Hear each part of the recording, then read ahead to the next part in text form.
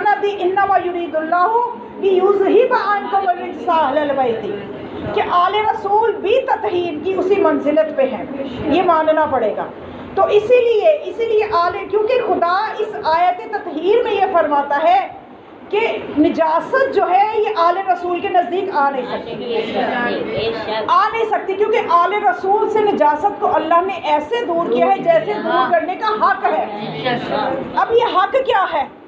یعنی اللہ جس چیز کے بارے میں کہے کہ میں نے یہ کام ایسے کیا کہ کرنے کا حق ہے، ہم اگر کسی چیز کے بارے میں کہتے ہیں بھی میں نے اس کتاب کو ایسے پڑھ لیا جیسے پڑھنے کا حق ہے، تو آپ نے اس کتاب کو کتنا پڑھا ہوگا؟ اپنی معرفت، اپنے علم، اپنی قوت و توانائی کے حساب سے پڑھا ہوگا، آپ کا حق بھی اتنا ہی ہوگا۔ اب خدا جس چیز کے بارے میں کہے اس کی توانائیاں سوچیں، اس کی قدرت سوچیں کہ وہ اپنی قدرت کے ساتھ اعلان کر رہا ہے کہ میں نے اہل بیت سے نجاست کو ایسے دور رکھا جیسے دور رکھنے کا حق ہے، تو پھر وہ کیسا دور رکھا ہوگا؟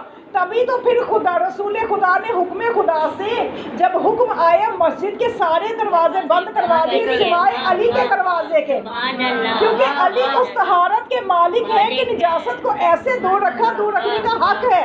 اس لیے علی اور اولاد علی جب چاہے مسجد میں آئیں، جس حالت میں بھی ہو، ان پہ وہ حالت ہوتی ہی نہیں ہے کہ وہ مسجد میں نہ آئے۔